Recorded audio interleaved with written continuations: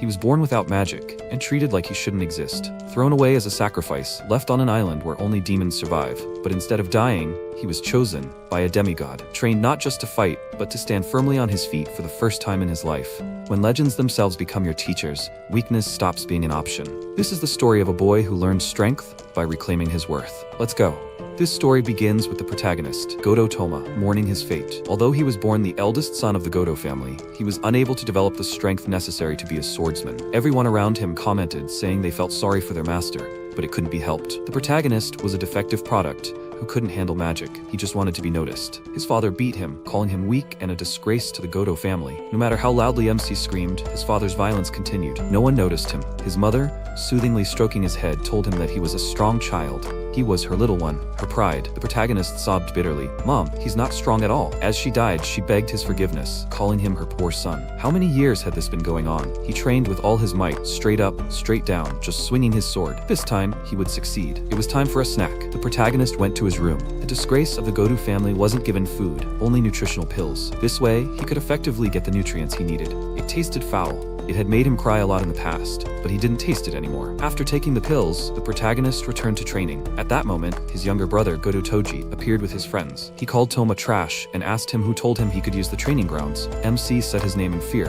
His brother grinned. Toji. He should call him Mr. Toji. After these words, he pushed the protagonist so hard that he flew off. His brother mockingly asked him, "What's wrong? It was just a small push, wasn't it?" He can't believe they can't even have fun like this. Really, how bad life is, without the strength to even use magic. The protagonist, rising from the floor and squatting, thought, magic, it resides in all people, and exerts immense power, circulating within the body. It seemed he had magical abilities too, but for some reason, it wasn't circulating within him. Toji mockingly remarked, "He just waves a stick every day, for some unknown reason." Had something changed? MC thought, babies are the only ones who don't have magical power flowing within them. He's no better than a child, and now he couldn't even respond to his cruel brother. Toji exclaimed in irritation. Is he ignoring him? How impudent of him. He pounced on the protagonist again, kicking him. The protagonist couldn't stop thinking about how he had a distorted body, one that contained magical power, but didn't flow. That's why there was no place for him here, in the land of the sun. Toji intimidated him with a snap of his fingers, and MC flinched. The brother laughed and told his friends to let them see how scared he was. His idiot friends started laughing like horses,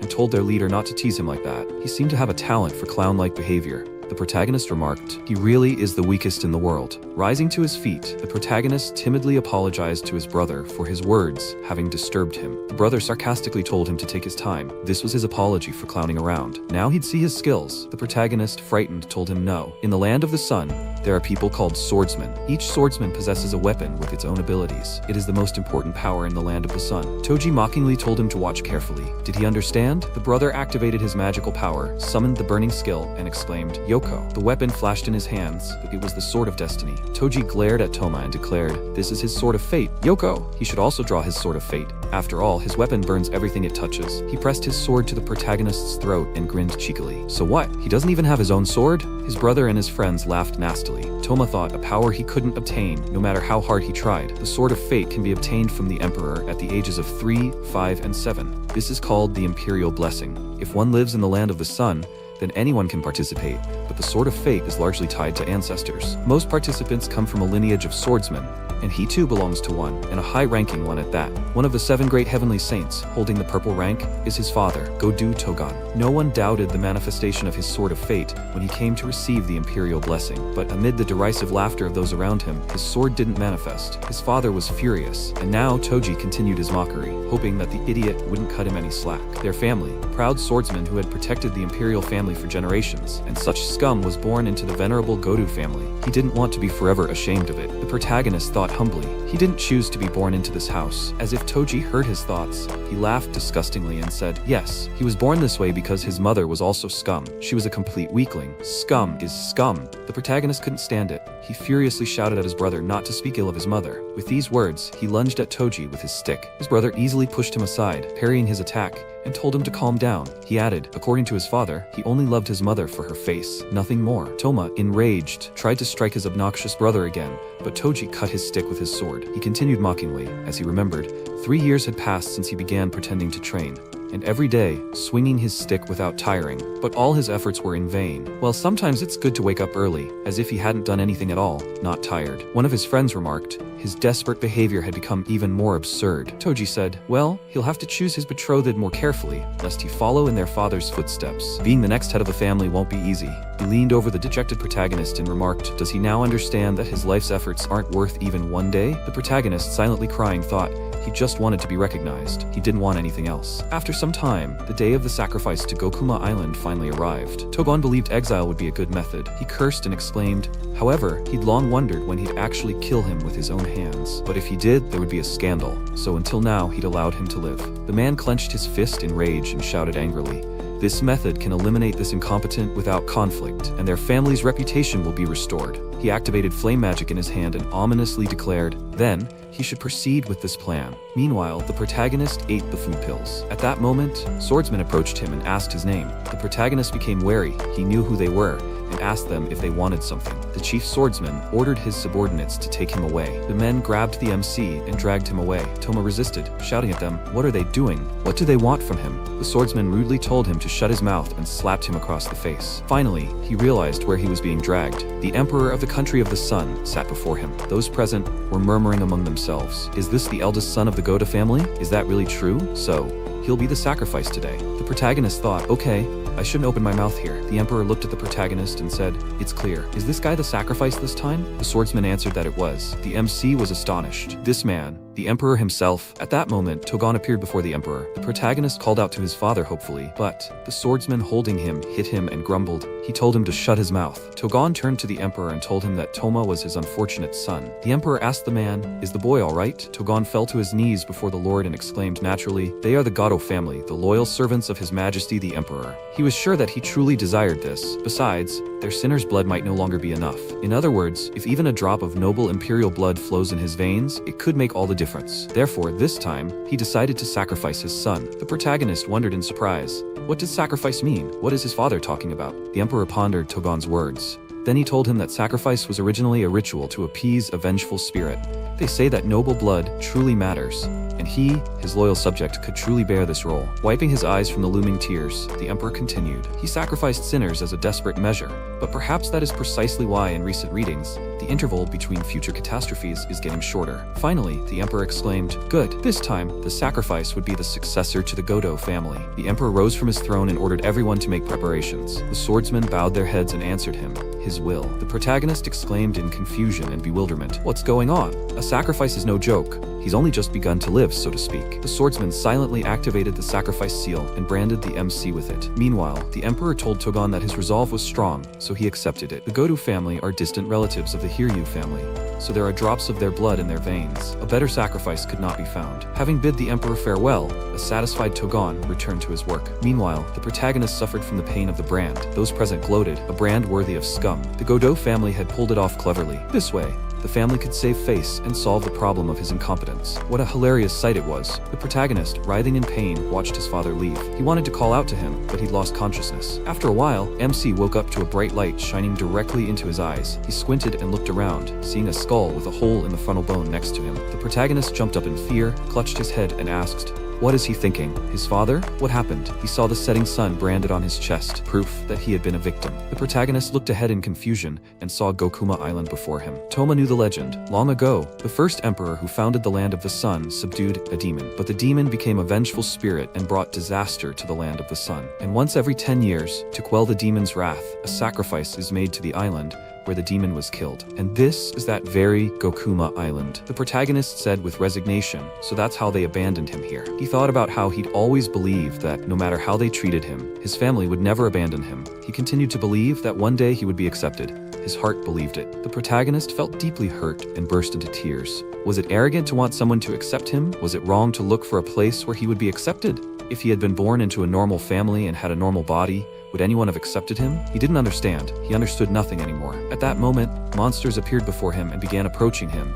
and their entire appearance and behavior boded ill. The protagonist laughed hysterically, and, listening to the terrifying roar of his enemies, he thought, he was so tired. Let this all end. He too will go with his mother. The protagonist lay down on the ground and simply closed his eyes, awaiting his fate. Suddenly, something happened. A magical whirlwind appeared out of nowhere, and all the monsters retreated from Toma. He looked around in surprise and said, "He's not dead?" His mother always protected him, begging his forgiveness for giving birth to such a body, but his mother wasn't to blame. Clutching his stick tighter, he decided that no matter what, even though he was born in a despised body, he was worthy of being his mother's child. He would survive to the end. MC hoped his mother would be proud of him, and he would prove it to her. The protagonist assumed a fighting stance and shouted at the monsters to get out of his way. The opponents rushed at him, and he began to fend off their attacks, trying to attack them in return. He swung his stick left and right, cursing and shouting a battle cry, but their strength was unequal, so quickly the monsters swarmed around him, tearing at him with their enormous teeth. The protagonist continued to resist. No, he wouldn't die. At that moment, the demigod Tenrin appeared and exclaimed loudly,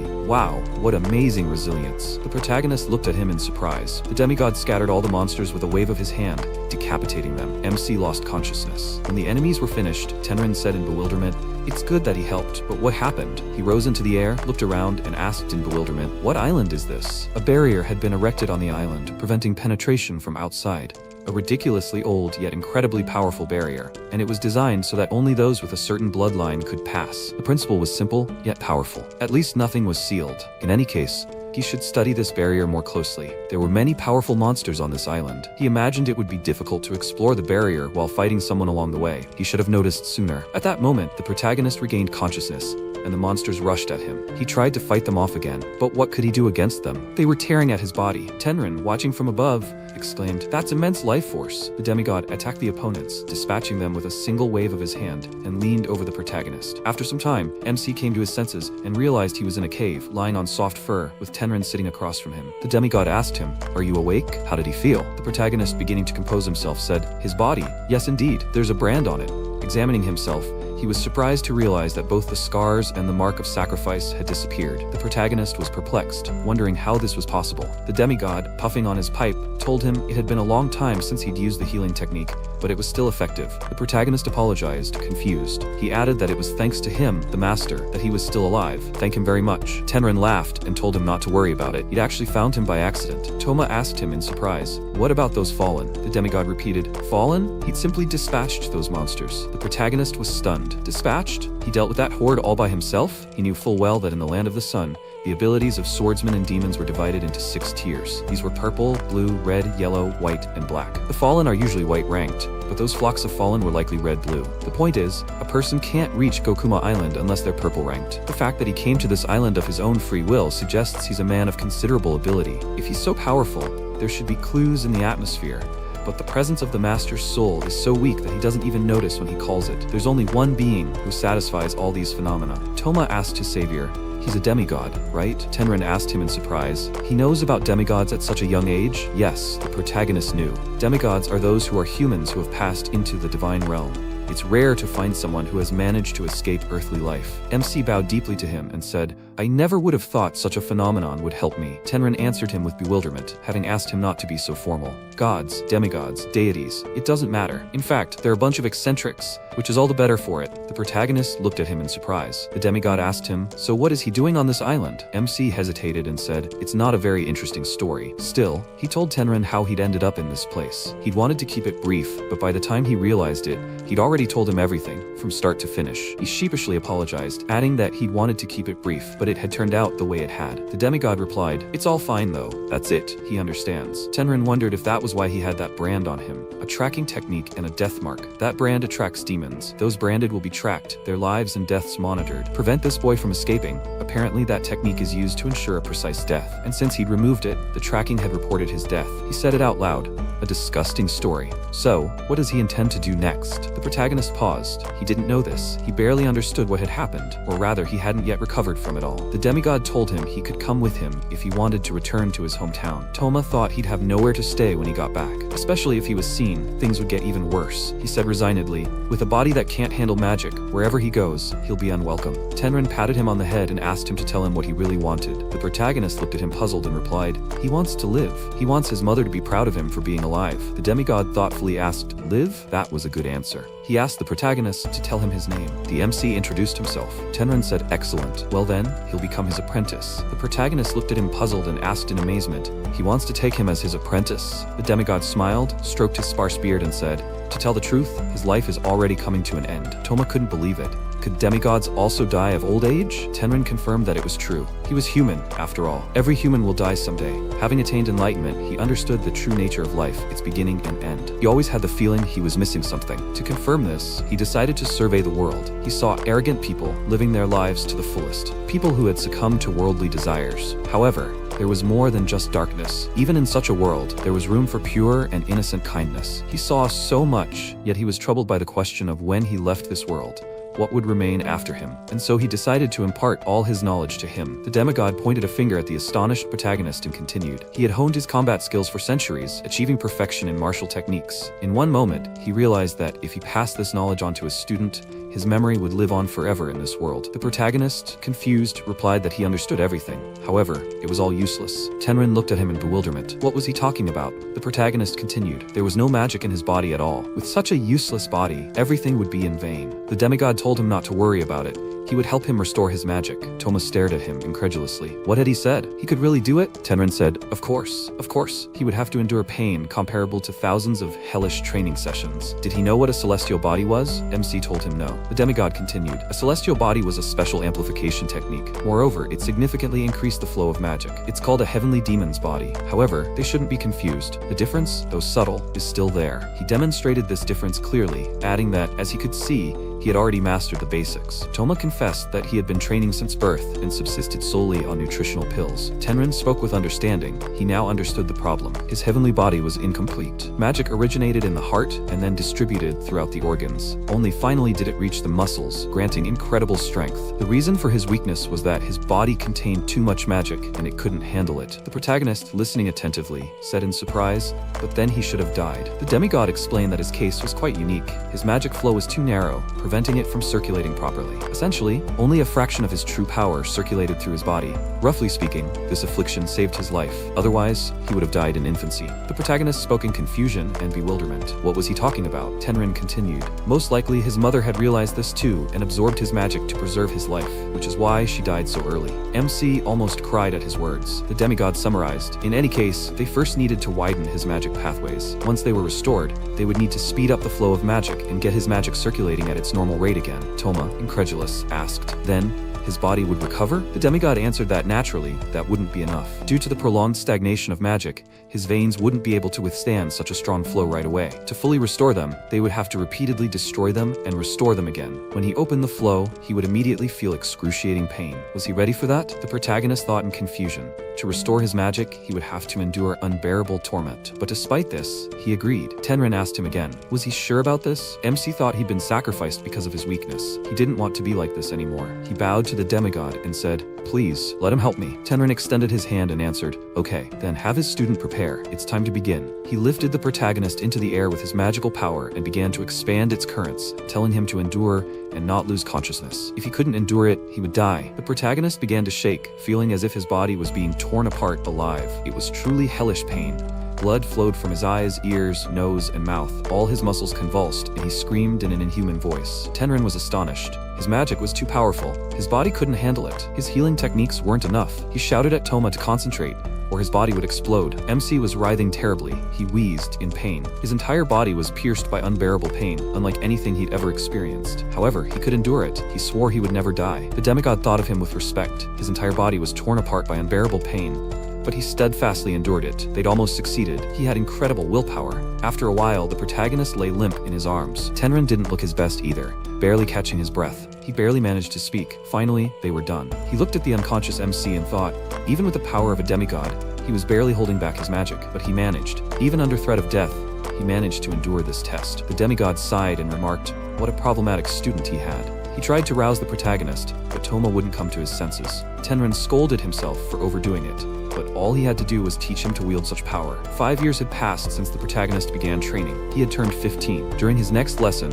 he had to fight a three-eyed insane demon. He assumed a fighting stance and summoned a heavenly technique, along with the fall of mountains. At first, the protagonist simply crushed the opponent's head into his body, and then tore his body apart. No matter how much the monster resisted, it was all in vain. When the demon was defeated, Tenrin praised his dear student. He had done an excellent job. Toma was surprised by his appearance. The demigod told him he was glad to see that he was already strong enough to slay three-eyed demons. However, he still lacks grace. MC hungrily hung on his every word. The teacher reflected that in 5 years, his student had already mastered the basics of celestial techniques, but he still had a long way to go to reach his level. Toma, analyzing his fight, thought that if he had dodged back then, he would have defeated him a couple of seconds faster. Tenrin, looking at him with a smile, told him that now his final test awaited him. The protagonist exclaimed in bewilderment. What was he talking about? He still had so much to learn from him. The teacher said that, of course, he hadn't taught him everything, but he already knew the basics. All that remained was to hone his skills to perfection. Besides, his time was running out. He placed his hand to his face, and his eye became visible through the skin on his hand. The demigod continued. He had already told him during their first meeting that he had little time left. It seemed that time had come. The protagonist, tears in his eyes, turned to him anxiously. Tenrin was indignant. He shouldn't have such a sad face. A student should see his teacher off with a bright smile. Besides, he shouldn't be worrying about him right now. His final test would be to reach the very center of the island. The further you go, the stronger the demons become, and in the very center, there would be many purple-ranked monsters. Surely he could pass the final test? The protagonist answered that he would. The teacher added that when he got there, he would gain the power he'd dreamed of. Perhaps there he'd find what he'd always been looking for. MC, surprised, asked him again, what was he looking for? Tenrin replied that he didn't know for sure if there would be an exit, but given all the time he'd spent here, this island could certainly be left. But in any case, first he had to pass the final test, and then he could do whatever he wanted. He could return home or go on a journey. Let him follow his heart's desires. Wasn't that what he longed for? Toma answered him decisively. He understood everything. He would definitely pass the test, and then he would follow his desires. Both could barely contain their tears at the impending separation. The teacher told him, okay.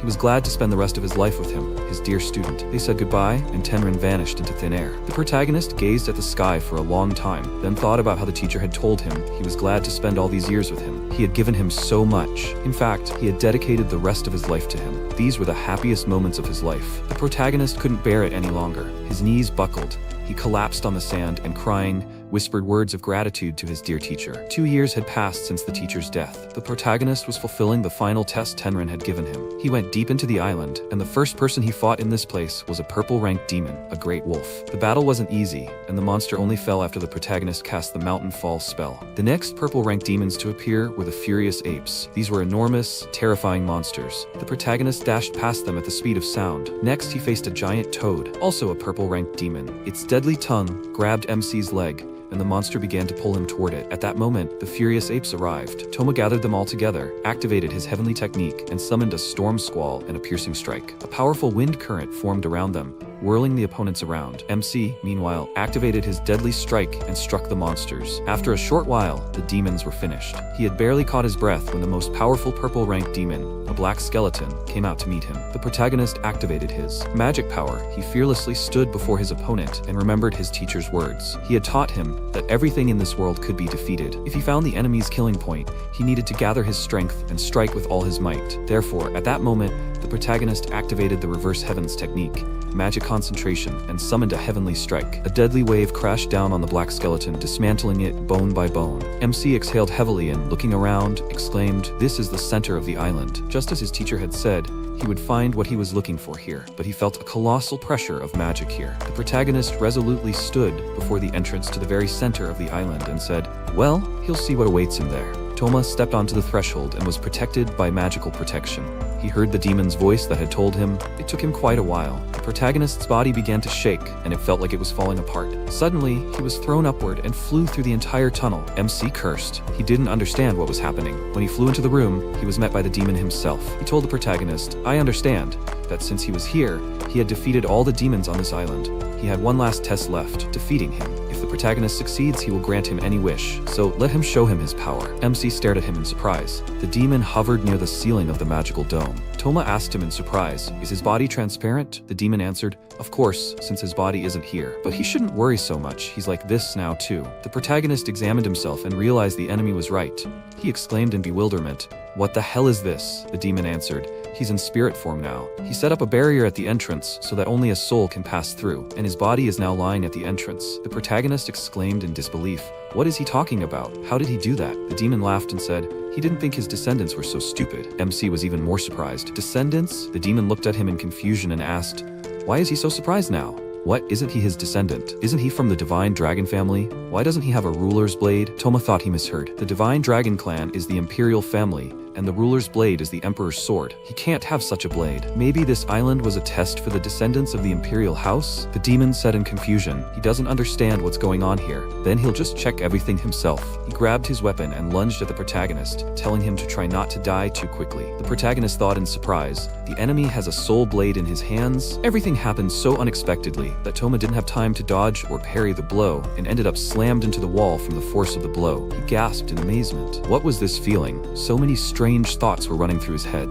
The demon approached him and said that he was now convinced that he was definitely a descendant. Therefore, they would continue. The protagonist wanted to ask him to stop, but the enemy struck again. This time, however, the protagonist was prepared and was able to dodge the demon's blows. But he didn't understand. Every time he was attacked, his head started to hurt. This man's technique was so painful. He was trying to pass this technique on to him. The demon attacked him from all sides, but the protagonist was able to see all his blows and avoid them in time. The demon said with a hint of admiration, "He has good eyes." Toma understood that he couldn't track all his movements. He needed to strengthen his eyes with magical power. That way, he would be able to predict his techniques, but this man was growing stronger with each blow. The demon told him that, in his understanding, he could become much more serious. The protagonist thought he couldn't defeat him. However, if he lost to him, he would have let his teacher down. The protagonist looked at his opponent defiantly and shouted at him not to underestimate him. He thought, he needs to give it his all. Toma started to try to attack him, but he dodged his attacks and asked if he could predict his moves. He started moving at an incredible speed and said that since that was the case, he would see if he could handle this technique. He moved incredibly fast and attacked him from different sides. He was surprised by this, but he gathered his strength and used the storm break technique. The man was very surprised by this. He jumped aside and started laughing loudly. He said with a wide smile that it was quite good. It seemed that the outside world had become much more interesting. He had quite amused him. He got into a fighting stance, swung his sword, and said that he should let him show him what real strength was. He felt a lot of pressure because of this and thought that he was clearly not joking. It turns out that he was just playing with him before. He needed to defend himself, but that wouldn't work. Then he needed to attack him before he made his move. He quickly ran towards him, about to use the heaven-crushing technique. The man started attacking with his sword and used the lightning flash technique. He cut off his arm with his sword, turned to him, and asked with a smile, how did he like it? He fell to his knees and with a shocked expression on his face, thought that he had lost and was asking the teacher for forgiveness. The man walked up to him and hit him on the forehead with his finger very hard and asked why he was so lost. How much did he think he trained to achieve such strength? He still wouldn't have been able to defeat him. Despite everything, he made him attack at full strength so he can be proud of himself. The protagonist calmed down a little and thought that for sure, the only reason why he lost is because he trained more. He wouldn't have been able to win anyway. He looked at his arm and asked with surprise, were his wounds healing? He looked at his sword and asked, does he think he could pass on his techniques to his descendants if everyone died here? That's what the barrier is for, although he wouldn't train complete weaklings. They looked at each other. He stood up, bowed, and said that he apologized and thanked him for the instruction. He looked at him with a smile and asked, by the way, what is his name? MC introduced himself and he asked with a thoughtful look, is he from a branch house? He is surprised at how well he has mastered hand-to-hand combat techniques. So in the country of the sun, they now study hand-to-hand techniques? He said that this is not entirely true. It is all thanks to his teacher. He chuckled and said with a smile that he was a good person. In his entire life, he did not have a single student. It's just that at that time, no one was worthy of learning his techniques. The heir to the country of the sun must have exceptional strength to ascend the throne. Therefore, in order to find a person who can inherit his techniques, this test was invented. He will want to ask him one question. What is happening to the country of the sun now? He looked at him and with a slightly confused look said that it is thriving. He turned to him and said with a smile, which meant he worried for nothing. He would have been happy if he had such a student in life. He scratched his chin and said that he understood what he meant. However, he had already become a teacher for him. He did not fully understand, but it seemed that he had already passed on the technique to him. The man looked at him and said that he had come here and fought him only with his techniques. He had not done anything for him as a teacher. Toma said that, however, he had shown him many new techniques. One could say that he had been mentoring him. The man smiled and asked, so now he had a student? Even though he was a master of hand-to-hand techniques, it seemed that it would be nice to teach him fencing as well. If you look closely, he had trained a lot with the sword. In that case, he had passed his test.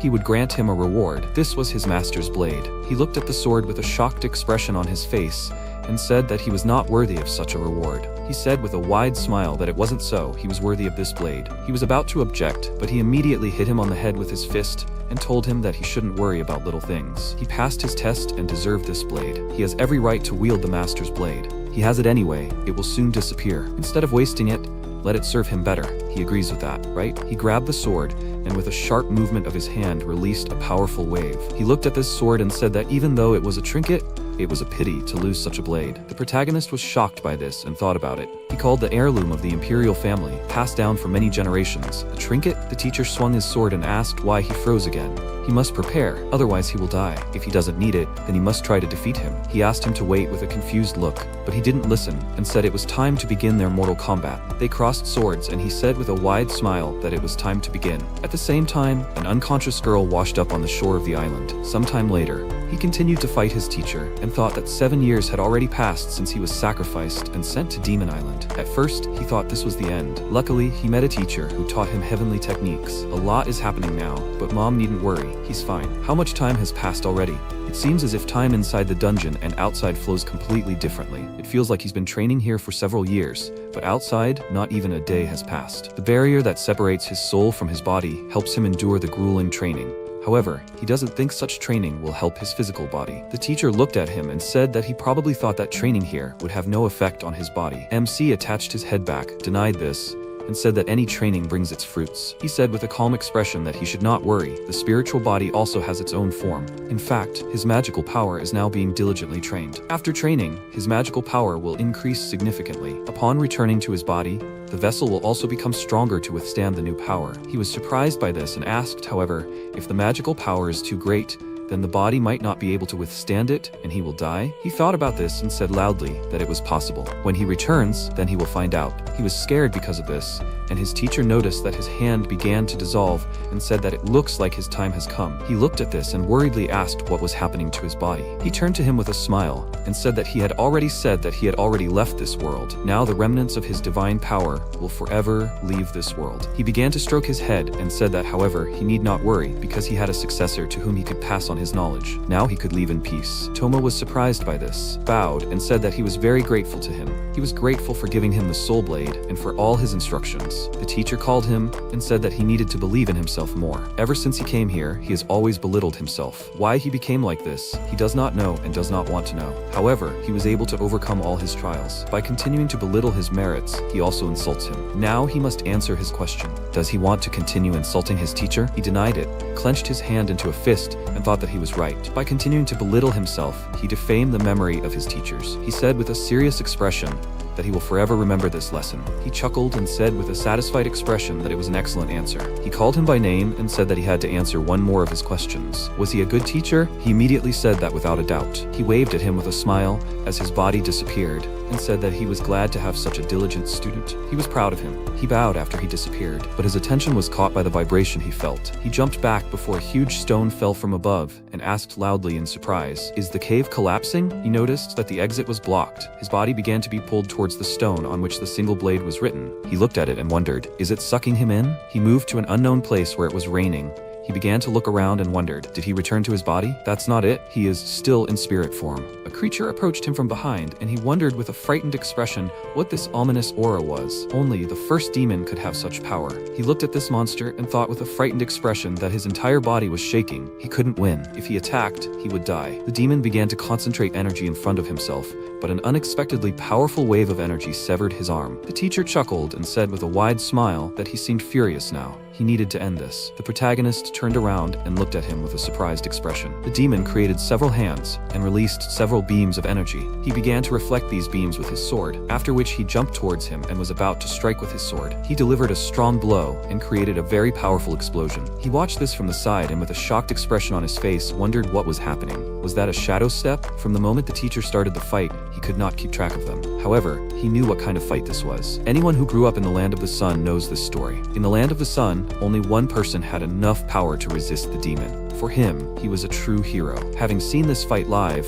it was as if with one blow, he overthrew the demon god, the first emperor of the land of the sun, the heavenly dragon. The teacher swung his sword and said with a smirk that this was the end. With the last blow of his sword, he killed the demon, and MC looked at it and thought that it seemed like the stone contained memories of that day. Perhaps the meaning of the words engraved on the stone represented a final gift. According to legend, the first emperor slew a powerful demon. They say he sealed it on Demon Island. To appease its wrath, a sacrifice was made every 10 years. However, the only thing on this island was the spirit of the first emperor. Initially, people were sent to this island to pass the test of the first emperor. After many centuries, the test was forgotten, and they began to simply get rid of unwanted people. All this time before his arrival, the emperor's spirit remained alone. He noticed that his body began to disappear and asked, will he go back? He loudly called out to the first emperor and said that he was the successor to his power. He was about to say his name, but he was thrown out of this place. He thought that in the very center of Demon Island, he had found a hidden dungeon. However, there was a collapse. At that time, his soul returned to his body. In the center of the demonic island, from the very depths of the abyss, the true emperor was born.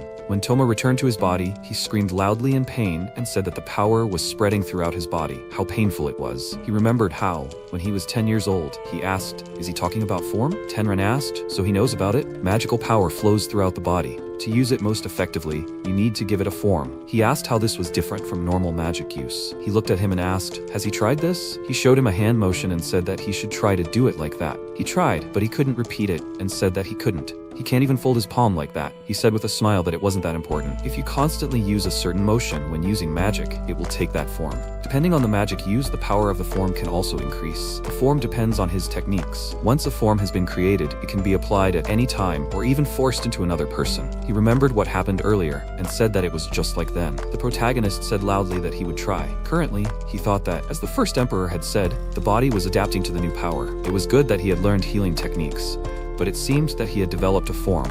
He thought that by seeing the memories of the great demon, he was able to form a form. During the battle, the emperor's movements were clear. He moved as if from a textbook, but during training, he was a completely different person. The first emperor's technique, the divine blade, can truly kill even gods. It seemed to him that these were just fairy tales, but now he understands that his power is not fiction. However, even with such an incredible technique, he still has a lot to learn. He took the sword that was nearby and thought that he should not forget about heavenly techniques. He had 2 excellent teachers. He must do everything possible not to disappoint their hopes. He heard thunder, looked at the top of the mountain, and said that, come to think of it, the island was too noisy. Kitomo Sota, is this the aftermath of a cliff collapse? A large monster rolled towards him very quickly, but he managed to block the attack with his sword. The purple demon Wanyudo looked at him and screamed loudly. MC quickly ran away from this monster and thought that this was a very powerful onslaught. An ordinary blade would have broken from this. However, each sacred blade of Meito has a special powerful ability. The sacred blade of the first, the divine sword, has the ability to never break. He killed this demon and thought that it was not very impressive. For the blade of the first, this ability is too modest, but that is understandable. The fencing technique of the first, the divine style of 2 swords, is too strong.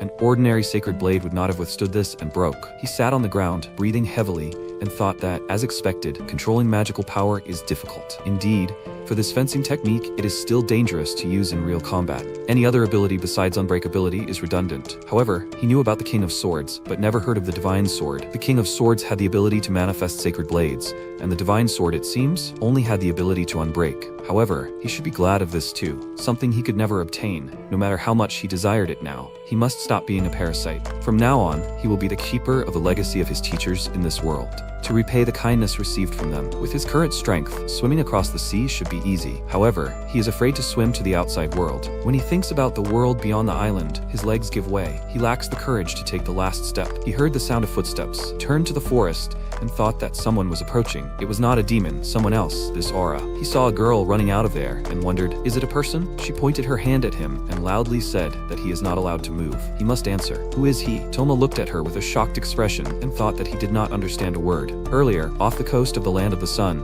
this is the adventurer Riz. She was sailing on a ship, guarding a merchant ship going to the land of the sun on behalf of the guild. A demon approached her, laughed, and said that it was amazing that even an A-rank adventurer was fighting with such effort. He thought she had friends here with her, but it turns out she was alone. She looked at him and loudly asked why he chose her as a target. He released dark energy at her and said that her kind was a real hindrance to them. At the last moment, she raised her hands and created a shield, which protected herself from his attack. She thought with a worried look that she could not use magic normally. His strange radiation was interfering. He said with a smile that she was still resisting. Did she seriously think she had a chance in such a hopeless situation? She looked at the destroyed stern of the ship from his attack and thought that she would have to take a risk. With a serious expression on her face, she said loudly that he shouldn't look down on her. The demon was very surprised when she jumped into the water. He walked to the edge and said how stupid she was. The currents in the land of the sun are turbulent and teeming with monsters. This despite the fact that jumping in makes it almost impossible to escape. She started to drown and thought that she would survive, no matter the cost. Later, at the moment the mountain was destroyed,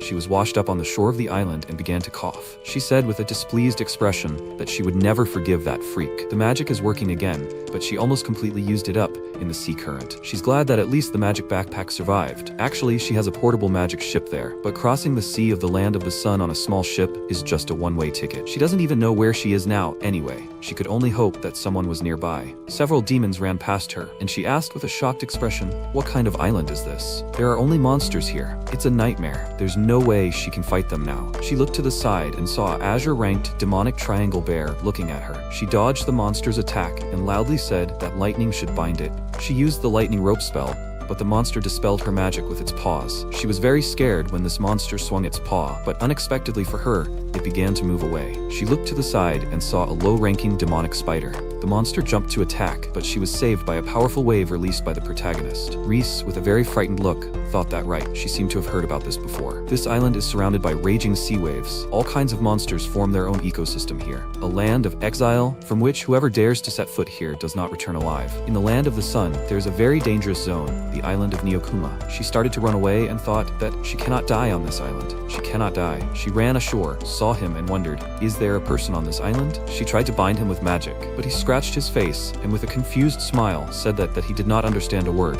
She loudly said that he should not pretend to be an idiot. At that moment, a bear ran up to them, immediately swung its paw to attack. She closed her eyes in fear, but heard a loud impact, opened her eyes, and was shocked. He killed this monster with a very strong blow, and she thought that he killed this giant in an instant. Is this the great fire of the country? Possessing such power, this guy, and yet there is no feeling of being here? She, an A-rank adventurer, doesn't sense his presence. He said with a kind smile that everything is fine now. He completely forgot that they don't understand each other. What to do about it? She took a tongue ring out of her bag. When put on, one can understand all possible languages. She gestured for him to put it on, and he asked if he just needs to put it on. As soon as he put the ring on, she asked who he was and where they were. MC was surprised by the ring's effect, apologized, introduced himself, and said that they were on Neokuma Island. Is that clearer? Reese asked thoughtfully. Isn't go to a noble family from the land of the sun? He said that this family is indeed close to the imperial family, but it has nothing to do with him. She can just call him by his name. She calmed down a little and thought that at least he wasn't hostile. She said that she was also grateful for his help. There was no need to address her formally, it would be more comfortable. He said that then, he would speak in a normal tone. By the way, who is she? She apologized, introduced herself, and said that she was an A-rank adventurer from the kingdom of Arles. He looked at her with a puzzled expression and asked what that meant. She was shocked by this question, and said that it seemed like he didn't know that even with a word ring. How long has he been on this island? He calmly said that about 7 years. She was shocked by this, and thought that he had been on this island for 7 whole years. She said that then he could be forgiven for not knowing anything. The kingdom of Arles and the country of the sun have only been trading with each other for the last few years. It seems that there are a lot of people from the mainland and the country of the sun now. He asked with a thoughtful look, what does this country look like now? He noticed that her legs gave way. She began to fall, but he caught her and thought that she was not injured, but her magic power was not in order. Maybe she was very tired? He carefully laid her on the ground and asked if she could wait a bit. He gestured to the bear, which had just begun to rise after his attack, to come closer. She pointed her finger at this monster and asked loudly, what kind of bear is this anyway? Toma apologized for not knowing this, began to kill this monster, and said that this island is full of rare yukai. He calls it the triangle bear. A simple name, right? However, its gallbladder is very nutritious food. He put it in a plate and said, here, she can drink. She looked at it with a shocked expression and asked loudly, is this really drinkable? He said that the taste is not very pleasant, but he guarantees the result. She walked away from him in horror and asked loudly, he is joking, right? It is simply impossible to drink this. He became upset, apologized, and said that of course he will not force her. She also apologized and said that it was too much for her. However, she was still grateful for him preparing it. He continued drinking and thought that she was the first guest on this island and he had done something crazy. And really, offering something like that on their first meeting is too much. She looked at him with horror as he drank it and said that she was watching. He was drinking it with pleasure. He looked at her and asked what she would do now. She said that naturally, If she had the opportunity to return, she would return home. However, she had heard that this island was surrounded by a raging sea in which even large ships could sink, right? It was impossible to get out of here. If she could at least cross this sea. He asked if she crossed the sea, could she return home? Reese, with a thoughtful look, said that she had a magic boat that she could carry with her. She knew which way the country was, so she changed her mind, began shaking her head in denial, and said that it was still impossible. She wouldn't be able to cross the sea with monsters in some small boat. If only she had movement magic. The main character extended his hand to her and asked if he could walk her home. She was shocked by this offer and thought that this guy, everything he says and does, goes beyond all reasonable bounds.